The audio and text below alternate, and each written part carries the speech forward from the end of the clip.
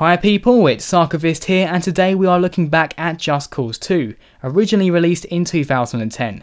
During the recent Steam Summer Sale, I bought quite a few games for my PC that I had once enjoyed on the Xbox 360. Among them was Just Cause 2, and after playing it again, I've been reminded of just how amazing this game is. To be fair, it's no polished gem, more of a diamond in the rough. There are weaknesses for sure, but they are far overshadowed by the sheer amount of mayhem this game allows you to unleash.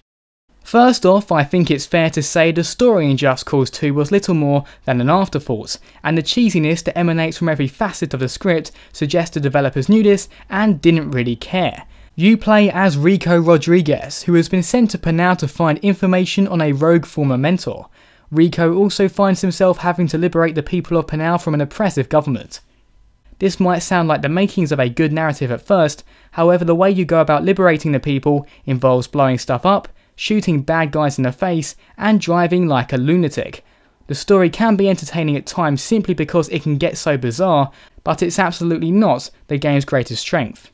Where Just Cause 2 really shines is in its humongous open world. I've not checked this out officially, but this is probably one of, if not the biggest open worlds in all of gaming. No loading times are required to go from one end to the other, it's just one giant playground waiting for you to unleash carnage. Within the islands there are barren deserts, chilling mountains, lush jungles, and even a sprawling city. The city seems almost as big as Chicago from Watch Dogs, despite only taking up a small portion of the map. As a trade-off though, there isn't a lot of detail, but there is enough to prevent it from feeling deserted. Furthermore, the constant destruction you cause is more than just a little reminiscent of a Michael Bay film. There are a lot of explosions, and I really do mean a lot.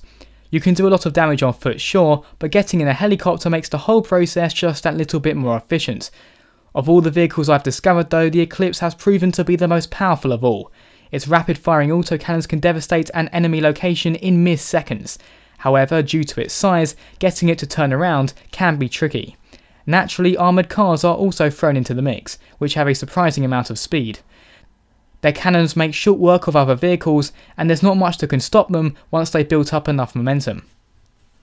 Getting around the island can be daunting considering its size, but thankfully you have a few tools to help you out. Perhaps the most useful two are your grapple and parachute. Your grapple allows you to quickly reach a location which can be useful for scaling buildings. Your parachute on the other hand does pretty much what you would expect it to. When you use the two items in tandem though, you can glide through the air without ever touching the ground. The grapple can also be used as a weapon. You can pull snipers from their vantage points and even tether enemies to objects for some interesting results.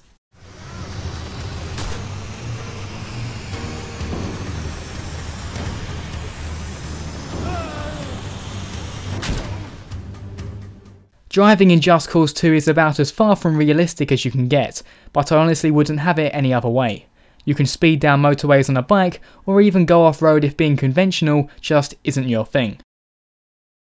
Being a 2010 release, it's fair to expect the graphics to look a bit dated by this point.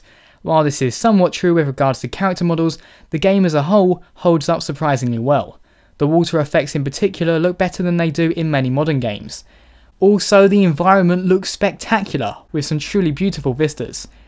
Although there is now a multiplayer mod that I have yet to try, the single player alone will keep you busy for days. Attempting to 100% Just Cause 2 is no easy task. Simply exploring every settlement of Panau is an undertaking in itself. In conclusion, Just Cause 2 is a game that remains relevant today thanks to its enormous open world and relentless explosions.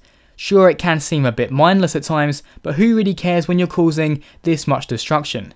If you've yet to play Just Cause 2, I seriously recommend giving it a try.